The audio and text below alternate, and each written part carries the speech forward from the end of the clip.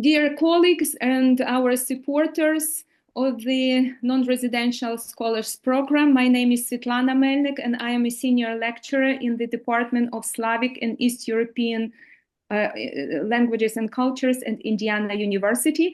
And it's my great pleasure today to welcome you to our research seminars. Unfortunately, Sarah is unable to join us today, so I will be serving as the moderator of our seminars today. So we are happy to see all of you here as members of this knowledge sharing and learning community. And these seminars are designed to provide a platform for our Ukrainian scholars to share their work, to present their research, engage in meaningful discussion, and spark collaboration across disciplines. I would like to express our deepest gratitude to all our sponsors, Indiana University, Big Ten Academic Alliance, and 8 universities from BTAA. The full list of sponsors is available on the program webpage on the website of the Robert Burns Institute, and I will share this website, this webpage later with you in the chat. So let me introduce our first speaker. And our first speaker, Dr. Hanna Shvidina. Dr. Hanna Shvidina holds a PhD in environmental economics and doctor of science in management from Sumy State University. Dr. Shvidina serves as an associate professor and academic director of the Global Management Program at American University in Kyiv and leads Lifelong Learning Center, an NGO focusing on adult education and psychological education. Her work bridges research, education, and community development. She is an accomplished scholar and practitioner with international awards, including Erasmus Scholarship and Fulbright Scholarship. Pani Hanna, today's presentation will address the challenges of providing mental health support during times of crisis. Pani Hanna, будь ласка, the floor is yours. Thank you very much for that kind words and introduction, Pani Svetlana. And if you allow me, I will share this screen over here.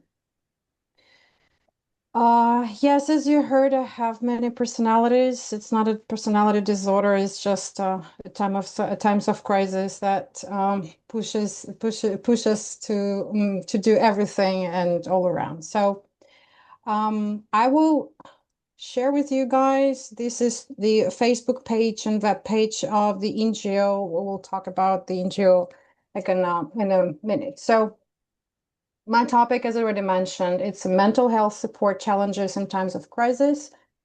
And I would like to share the insights and my experience from the practices that we established or implemented at NGO Lifelong Learning Center.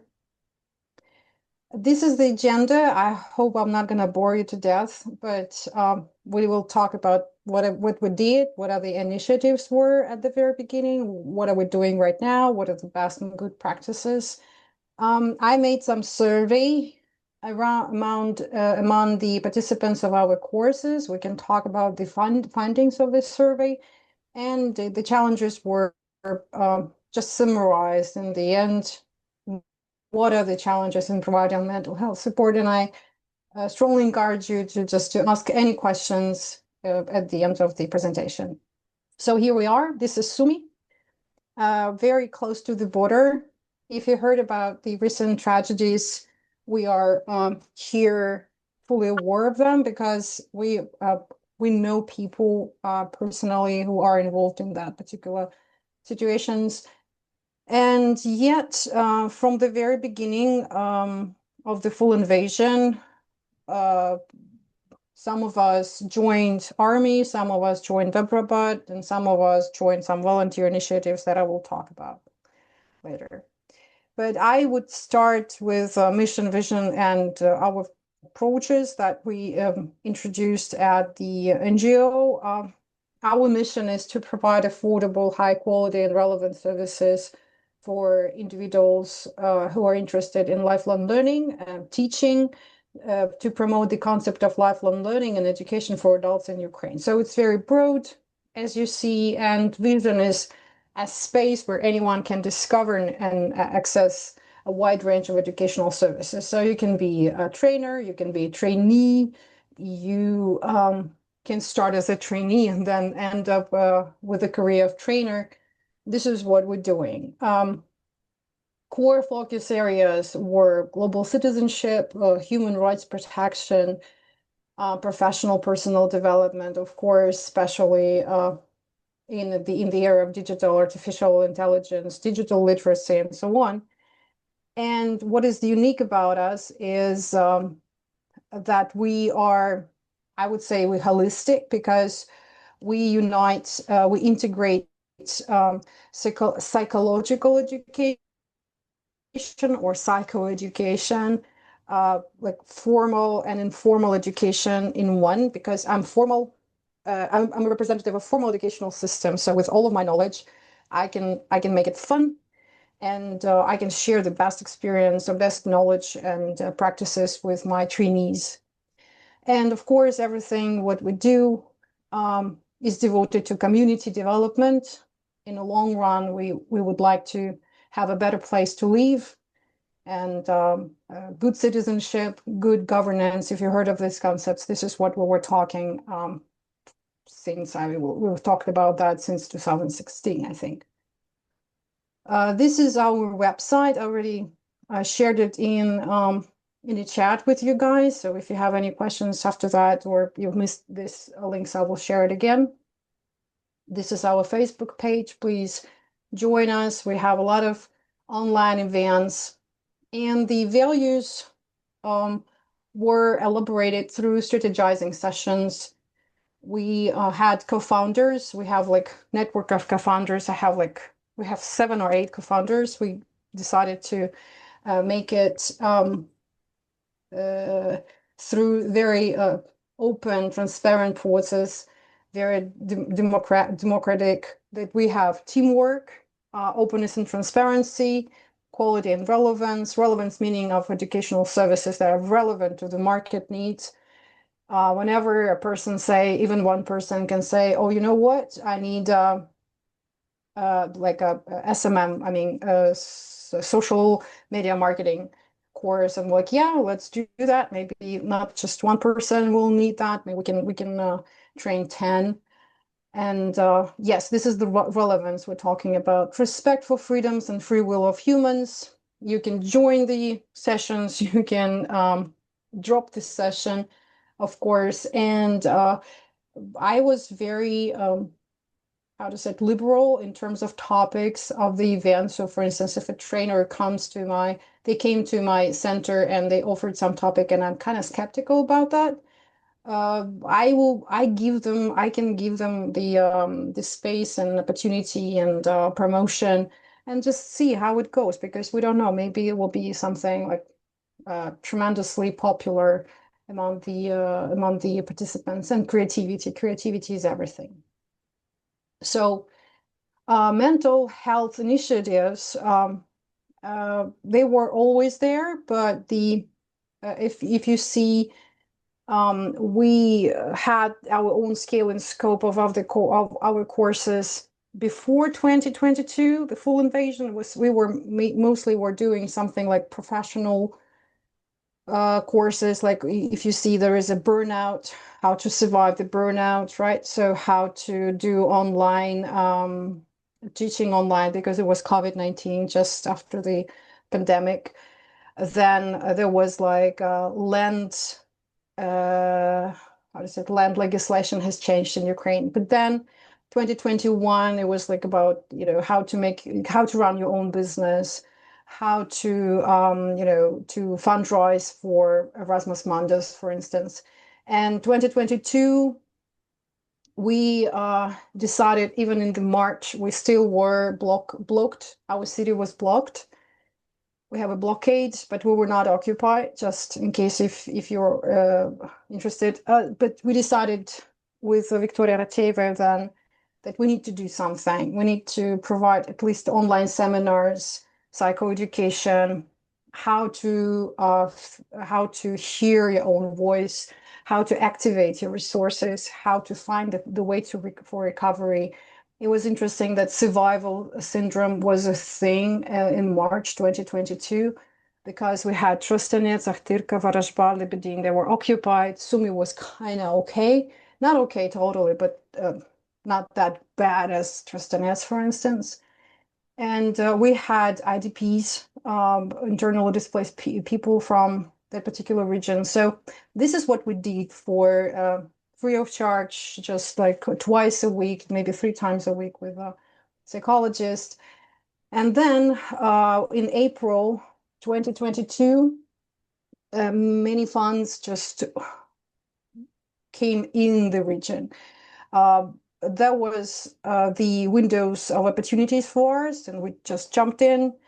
They asked for help. I'm like, yeah, sure, whatever you need. And we started with just translation from Ukrainian to English, for instance, for these charity funds. And then we end up in a very strong cooperation. So what happened, Medair decided to stay in Sumy region, and they provided funds for psychologists. They provided trainings in PTSD and especially in psychoeducation.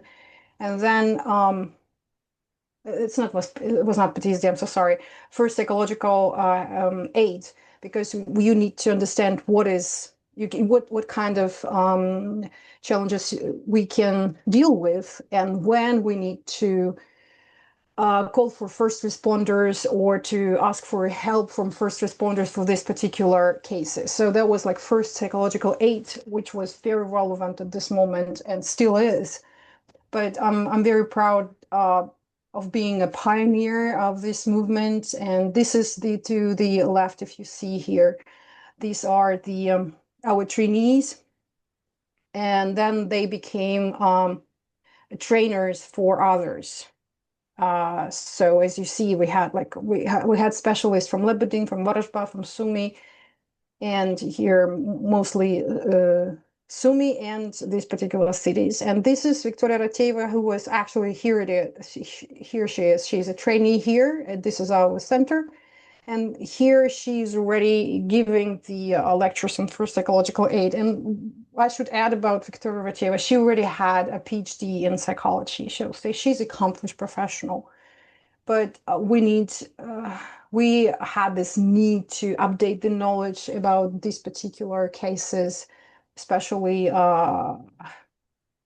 relevant to the war experience or PTSD experience. And here you see that numbers are impressive. I'm still surprised that we were so successful. More than 200 participants, they completed these courses, psychoeducational trainings. That was funded by Medair in Ukraine. I'm grateful for them. They just choose us because there were not so many organizations in Sumy at this moment. Frankly speaking, and we were lucky. And at one side, and on the other hand, we were very persuasive because we proved that we're gonna do it. We're not gonna leave the city. You can rely on us, and of course. And here you are. You see that this participation in this particular project, it led to many other initiatives because we proved ourselves like we're accountable. Now we are supported with by many organizations. One of the biggest and longest partners is Sumy State University, NGO Crisis Center of Mental Health, IOM, International Organization for Migration. You know that organization, very famous. City councils worked with us with no questions. Sumy Military Administration, of course, Sumy City Council, you name it, we were there. This is a police department that had the psychoeducation from our NGO and our psychologists. This is Victoria Sukhareva, who now work with us at the Hospital for Veterans.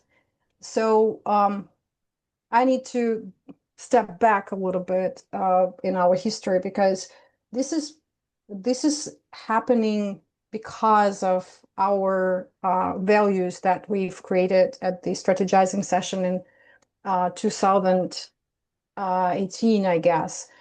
It's happened because that collaboration and cooperative behavior was the one of the values. Here you see the picture where many partners and many initiators are gathered, and they signed the first memorandum in 2016, I think, about lifelong learning in city, right? And we still work together. Okay, I'm not gonna just too many details. So this is how it began in 2016, 2019.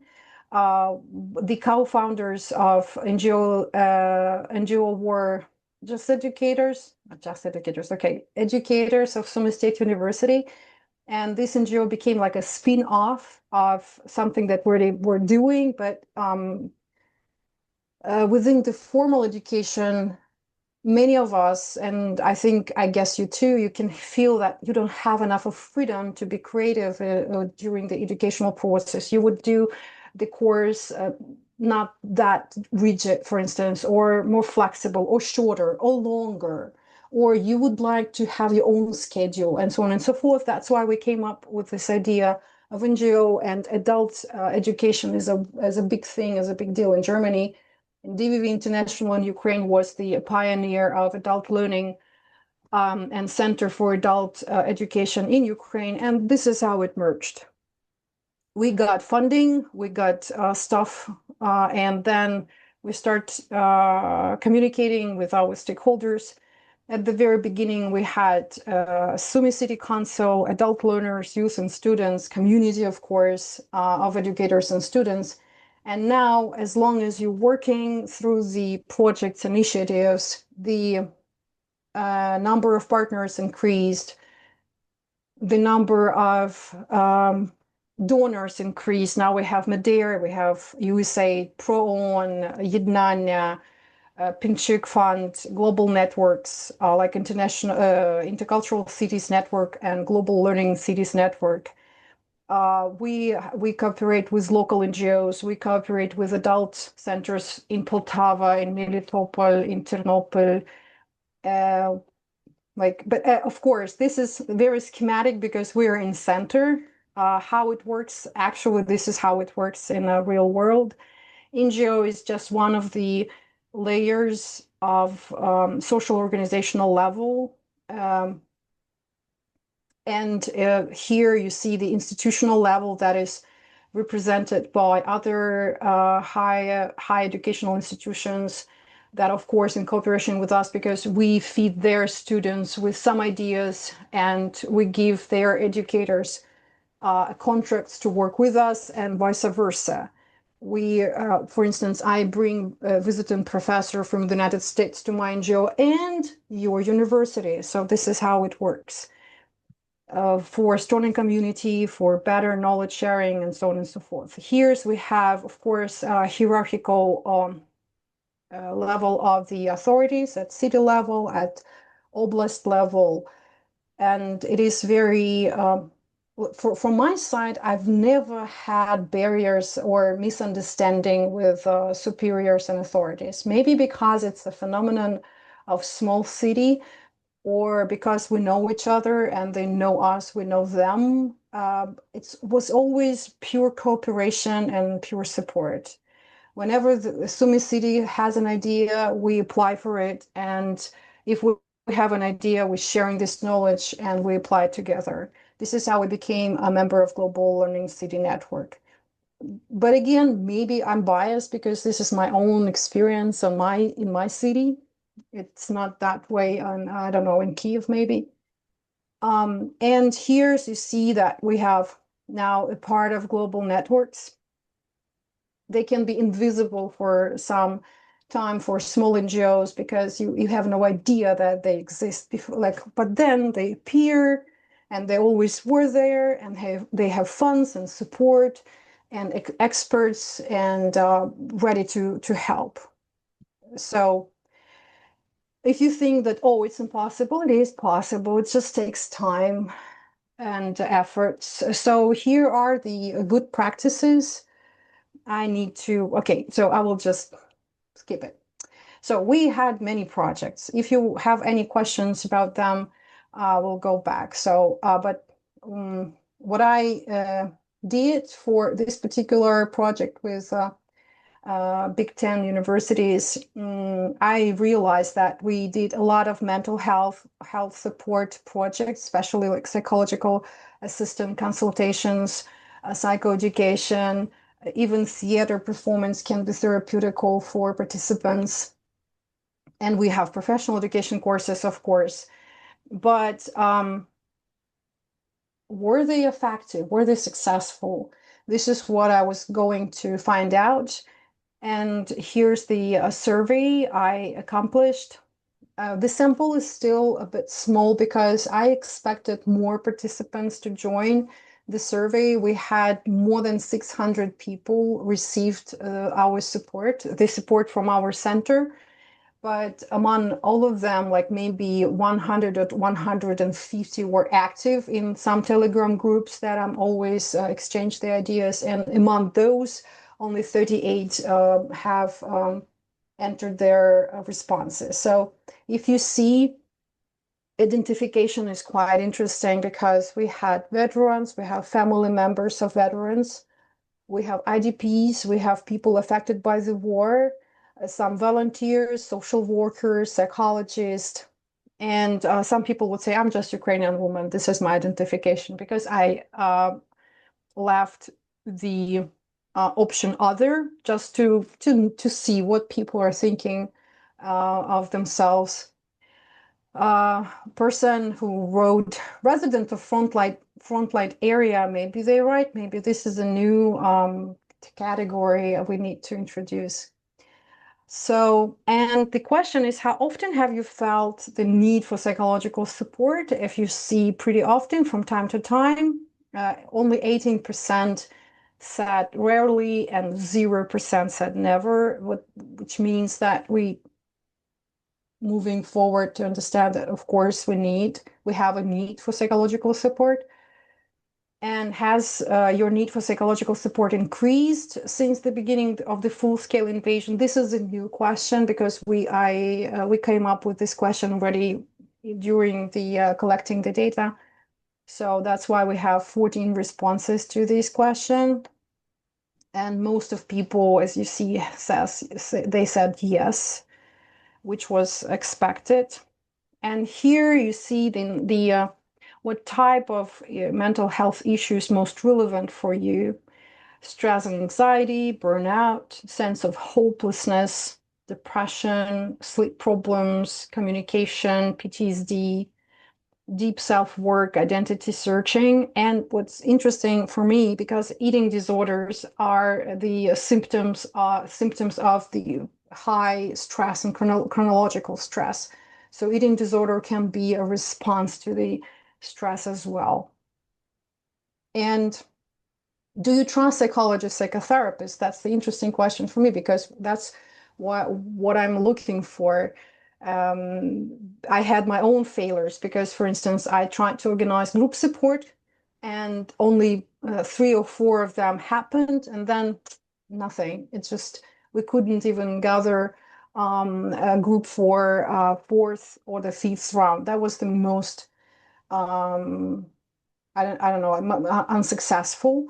But individual consultations were very successful. People would go to therapists one-on-one, no group support, thank you.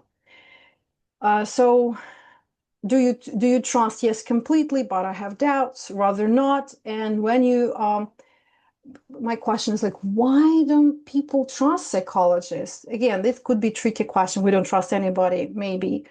But what if they did they have a negative experience? The funny part that those who had negative experience and positive experience, they have more trust in psychotherapists than those who have ever seen a therapist. So here could be a double causality. I don't trust therapists because I never had an experience of that, or I'm not going to have this experience because I don't trust them. But I would prefer to say, because I'm a person that I preach and I do the same thing. learning by doing. While we're doing, we're learning how to do it, and we're not afraid anymore doing that. So I think that psychoeducation makes sense when the first attempt or like a first effort will bring people to understanding like, well, that's okay. You shouldn't, like, they're not priests, they're not gods, they're not just people. Nobody's perfect, but yeah, I can go to a psychotherapist. And what stops you from seeking help from specialists? That was interesting because I thought that lack of time. But the first number one cause is high cost of services. We'll comment on that in a second. Lack of information about available services, feeling that I can cope on my own. This is understandable. We are in the same cultural background, I think. Distrust in psychologists, of course, the other. But I was very surprised with the high cost of services because this is what actually I'm fighting against. I'm fighting against low cost of services. $30 per hour, it's like very low. Well, I know that, okay, comparison with the Midwest in the United States, it's $150 per hour, and people pay this money. We're not mentioning California with $300 per hour, and people pay this money. I don't think that we have awareness in the society enough of understanding that $30 is not very high cost for an hour of psychologist or psychotherapist, while manicure, pedicure, like hair maker, or even a dinner in the restaurant. At the restaurant, it can cost more. Even, especially right now, the prices will just like went crazy. Anyways, this is my comment. Maybe you will comment on that as well.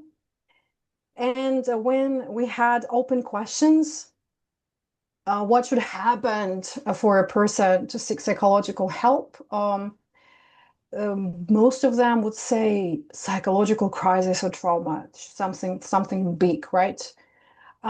The second one is self-realization and awareness of the need for help and inability to cope alone. And then we can see like intrusive thoughts, overload, stress, desire for change, social stigma, meaning that if there wouldn't be social stigma, they would go, right? Or access to a psychologist, and ongoing relevance. If we go deeper inside of each category, so you would see that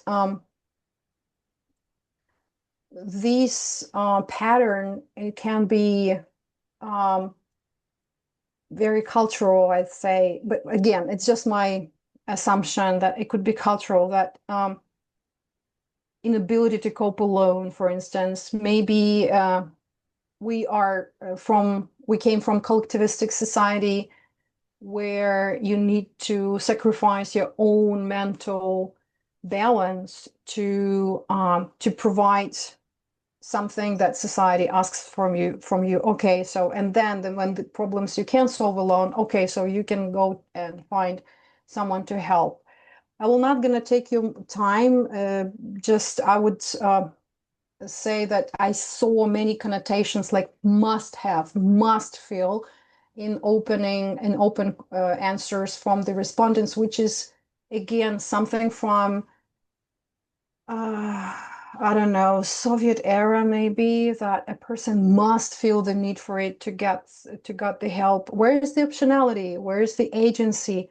I don't have this must or should have. I can. I mean, I can, I want, I need, I go. So it was interesting for me to see how different it is from the connotations from European society or American society. Something that struck in my heart. The person says, positive experience with psychologist or psychotherapist. Otherwise, instead of looking for specialists, I would have already been playing suicide. Okay, so for those of you who are very interested in artificial intelligence and how destructful it could be, I'm very positive about artificial intelligence, and I truly believe that we can use it for good, especially in maybe prevention or primary diagnostic. It's a primary diagnostic tool sometimes. So if you would ask my participants, the participants of this survey, they say, how do you cope with mental health problem? They say, okay, personal consultations, online courses or trainings, support groups, yoga, physical exercise, talking with friends, self-education, and then using mobile mental health apps. So actually they use them. And would you use artificial intelligence? Most of people say, sorry, 21% says yes, and it was helpful. And then no, but I would like to try. So it's more like willingness to try if they would have more information or access to that. And coming back to the challenges, now I'm summarizing a bit. Um, so I would say, regardless of how bad the recent events are or how dreadful they were at the beginning of 2022, I observe the shift towards mental help is okay, or seeking mental help is okay. It's somehow, I would say, it's a breakthrough right now, but again we still have a social stigma because therapy is something for insanity or people who are like having like real problem, and we don't have real problem, right? So it's lack of normalization, hesitations and distrust in artificial intelligence tools. Again, I would say it's more like age related. Youth is using artificial intelligence very heavily. They're heavy users.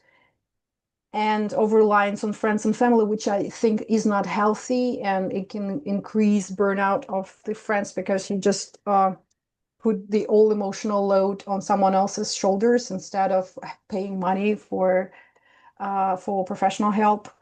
And limited access. Yeah, I would say that I'm working with psychologists and psychotherapists. This is like very expanded, a big network, and it's not enough. I mean, the number of specialists is not enough to cover all the needs in the city or region. And something else I would like to share with you guys, just maybe for questions and answer session.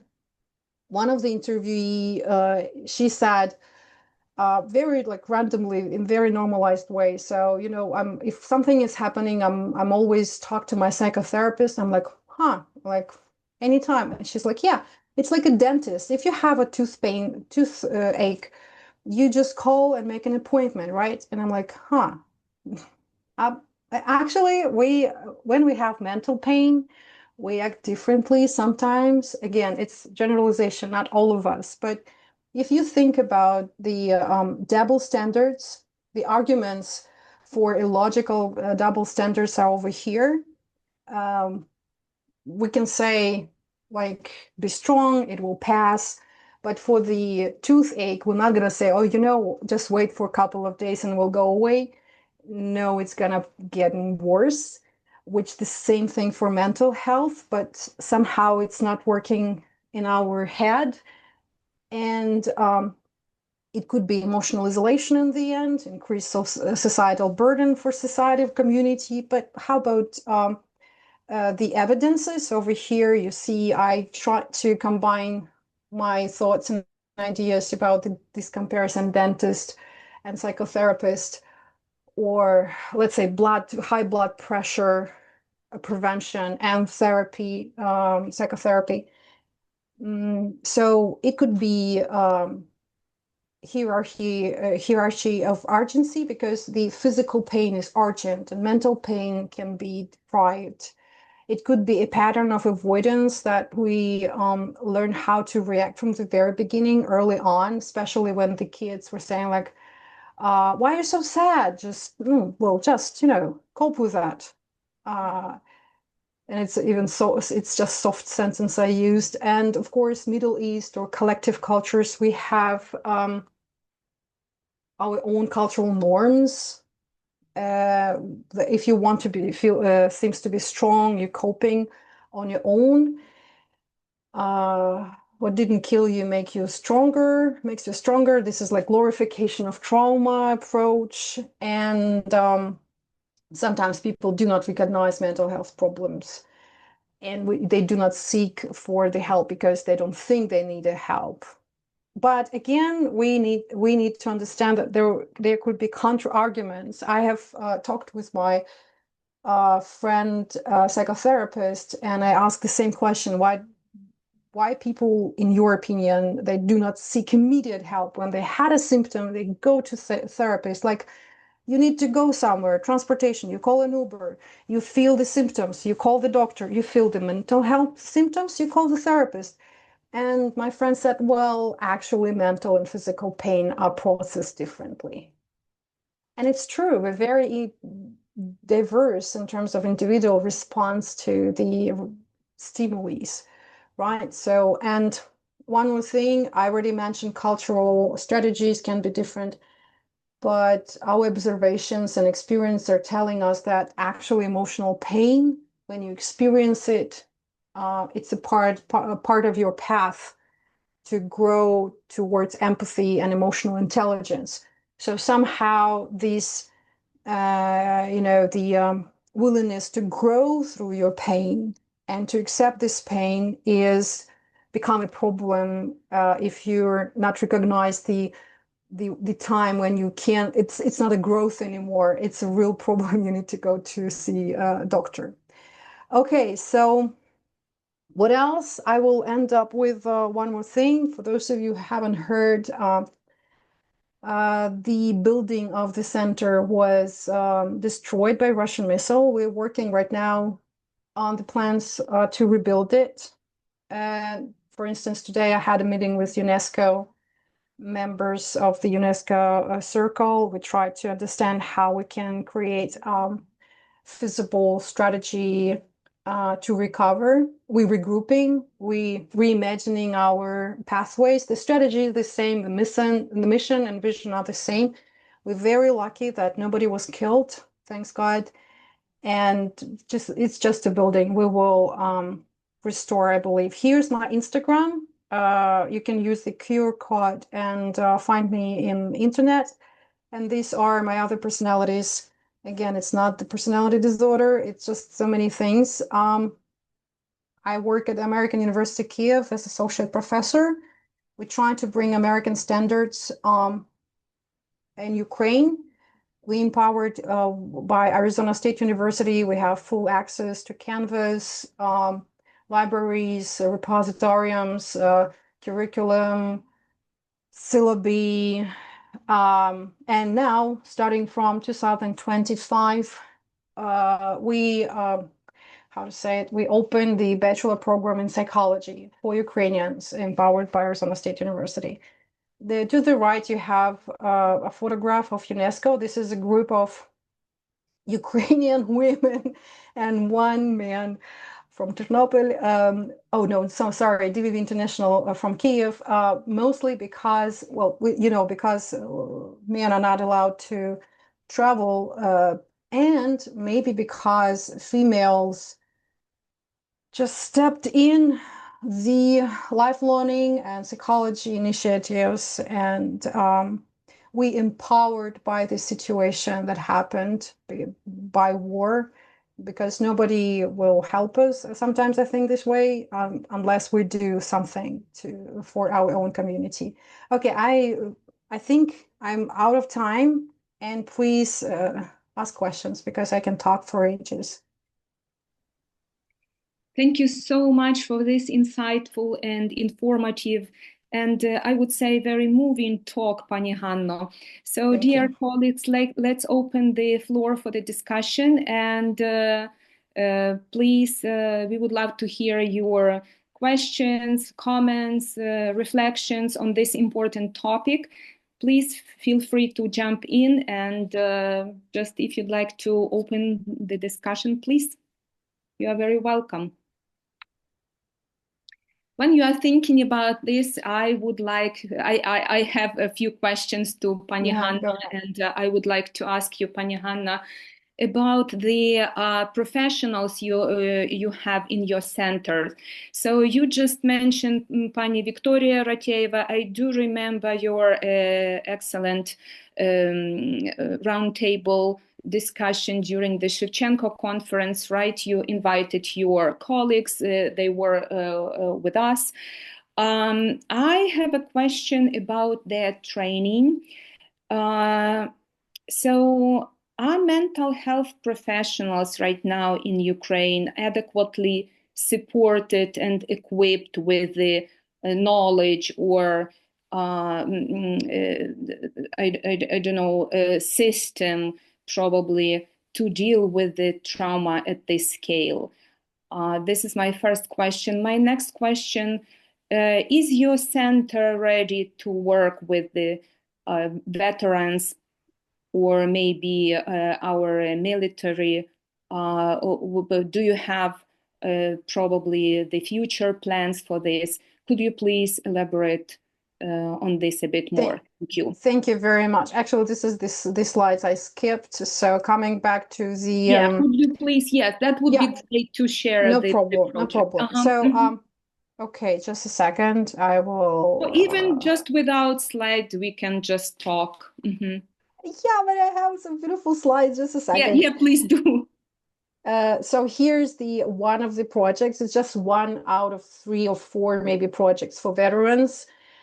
We don't call them combatants because there is a conflict of interest for donors organizations because they're not allowed to to fund military actions. But we said, okay, they are not in the battlefield while they're in hospital, so we call them veterans. And they say, oh, that's okay. So we work with veterans and their family members and those who are in the hospital receiving the help from healthcare institutions. Does it make sense for you? So, and here's we have one of them. We have rehabilitation. Rehabilitation, it means massage or something that is done after curing or healing process. We have juridical help, like law consultations, and of course, a very big amount of time. It was psychotherapy, at least 6 hours, from 6 to 8 hours. I mean sessions. Veteran or their veterans family can have with our psychotherapist. It's more than 3 because now we're working with a hospital for veterans. It's I think now the group that I work with, it's like 8 or 9 psychotherapists, and it grows. But coming back to your first question, sometimes I think we overqualified Ukrainian psychologists who stayed here. They have PhDs or MDs. They equip with all the knowledge. They work with this particular trauma since 2014 because the invasion has started in 2014. They worked in ATO, as they call it. But the number of psychotherapists is not enough to cover all the needs. That's what I think. And I think that we are already on the edge when we can see the burnout of the specialist. And I know my own limitations. I talk to people, like I had this pre-consultation. I need to select, I had this task to select those who will had psychotherapy or maybe psychiatric help at the very beginning of the projects because we didn't have enough of hands. And I remember that I told myself I can't do it anymore. It was like too much for me. I think we heading to the edge. That's what I'm saying. We need more mental help specialists, and we need more mental helps for those specialists who are already involved. Again, this is my vision. Thank you for your question. If anyone else can ask any questions, I will be happy to answer. Yes, please, dear colleagues. You can put your questions in the chat. Yes. Yeah, thank you very much, Pani Hanno. Yes, I do understand what you are talking about, but let me follow up my question because I do remember that Colonel Igor Prihodko, I think it was Igor Prihodko who mentioned actually that despite the so many psychologists, the so many specialists in the psychiatry or psychological support, still there are no enough people, as you mentioned before, right, who are ready to deal with the trauma among the veterans, among our defenders. So my question to you, in the current condition, the war is going on. So how it's possible to improve the system in Ukraine? How is it's possible to increase the training probably, or to change the mental health infrastructure in order to fill this gap? If I allow to fantasize, I can answer this question, Yes, but yeah, I'm yeah, not an expert. absolutely. I'm not a Just government. Okay, guys, just remember, I'm not a government representative. I'm just fantasizing. So I know those people who became medics, battle medics, and they are dobrobat. They have no payment at all. So they just do it because, they think that this is their duty. But if we don't have position that is not paid, this is one thing. And Igor Prihodko, he's working in war zone. I would say that the number of people who would willingly to go there to be psychotherapist, it's lower than we think. It's like maybe we need to have different motivations or different extra training, because those psychotherapists, for instance, Oksana and Marina we work with, they went to war zone when it was ATO in Donetsk and Lugansk. But now they probably won't go because it's already 8 years. You can't ask them to do, it's extremely big load. So they work with veterans on this on the city level. But still, if you would ask them to go to Bilapina, for instance, they will. What I'm saying is we don't have enough of security protocols for them. We can't provide them how to say security, like basic security for say. That's why the number of people who would go to war zone is low. And payment, of course, I don't know, some stimuli, not just duty, because we all are on duties right now. We're all citizens of our country. We stay, we work, we volunteer, we are looking for funds. We're doing plastimo sitki. Everybody is involved, but it's not enough. We need more help from, I don't know, institutions and organizations. Yeah, I see. I do agree that we need more help from institutions and organizations, and maybe government institutions and organizations, not only volunteers. So I have another question for you. Has your center been cooperating with the different centers, probably from different regions of Ukraine?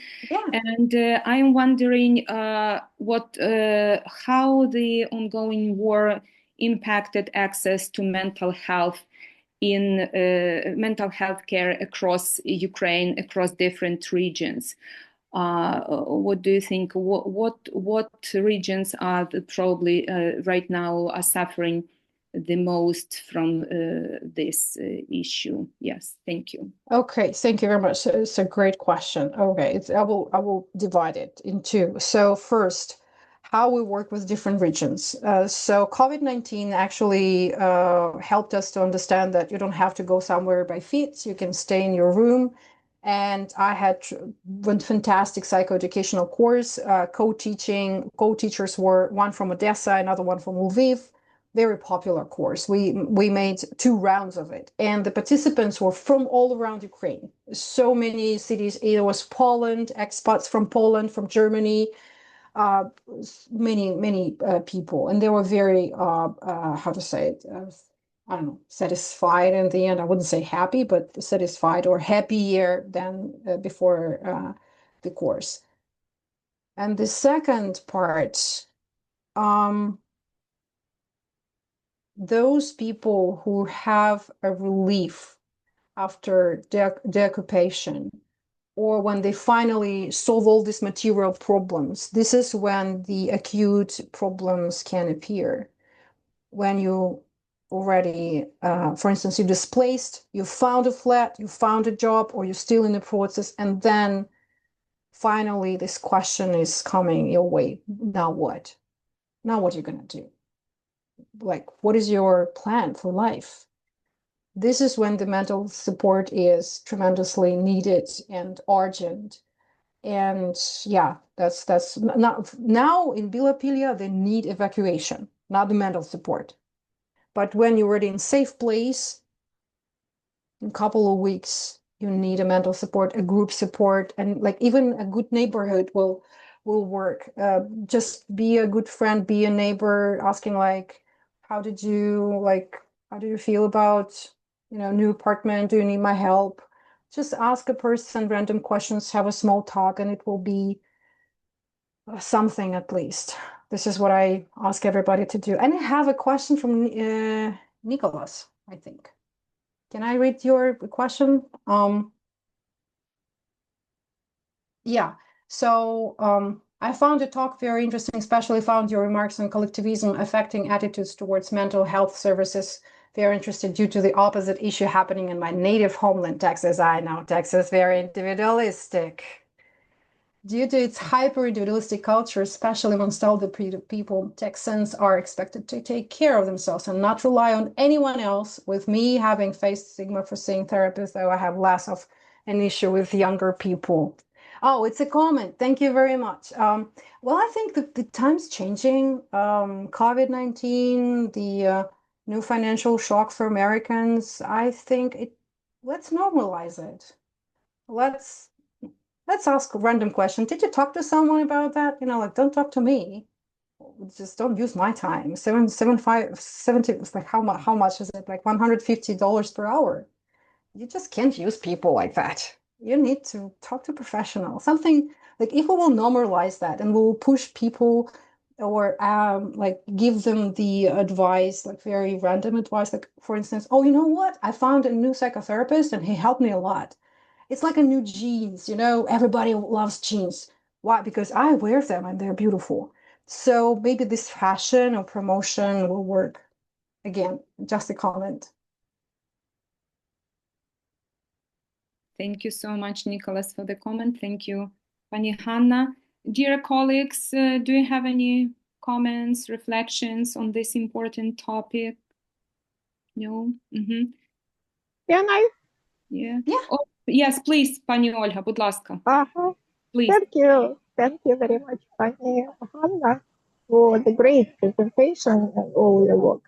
I just curious, maybe this is a very strange question, but is it possible from your side to use the academy to raise awareness about mental health?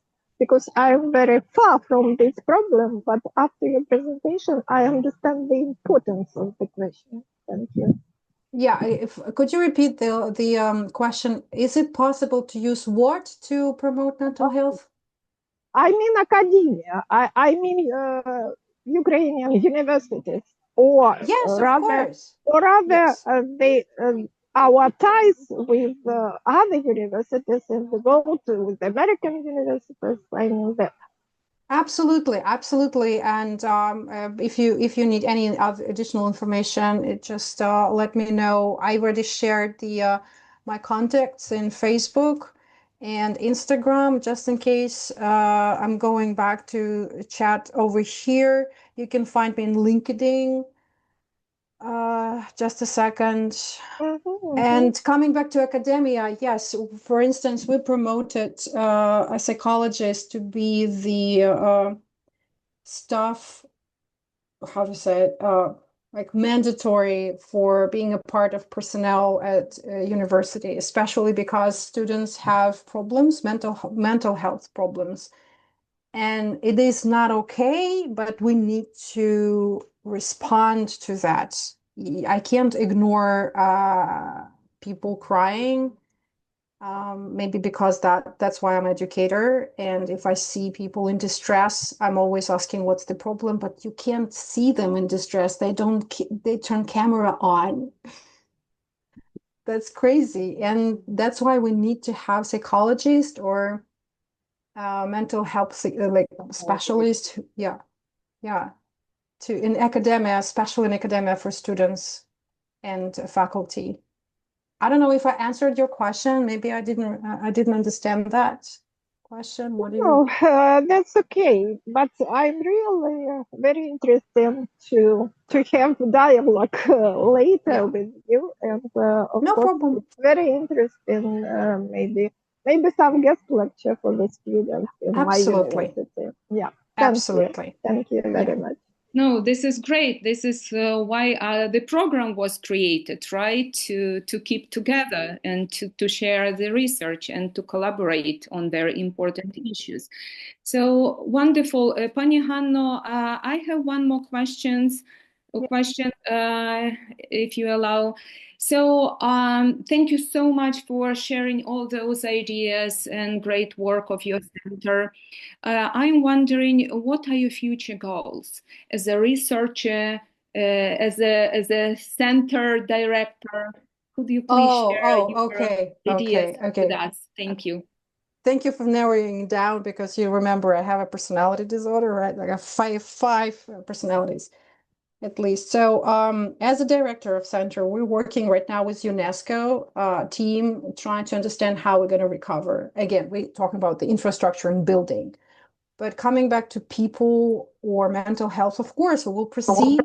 Now we start the new round of veteran reintegration for veteran in Ukraine project. And one more thing about this presentation, I need to collect more data because I think 38 participants is not enough. I was very disappointed with my participants because I thought that we know each other, and if I ask them to in email, people just don't do that pretty often, right? So I need to collect more data and maybe publish a paper with my colleagues. Thank you very much. This is very insightful for me. Yeah, wonderful. Thank you so much, Pani Hanno. And dear colleagues, would you like maybe to jump in and ask your questions? We still have 1 minute for probably more question. No. Thank you so much, Pani Hanno, for this insightful talk, and thank you for sharing such great ideas and reflections with us. Thank you. Thank you very much. Thank you.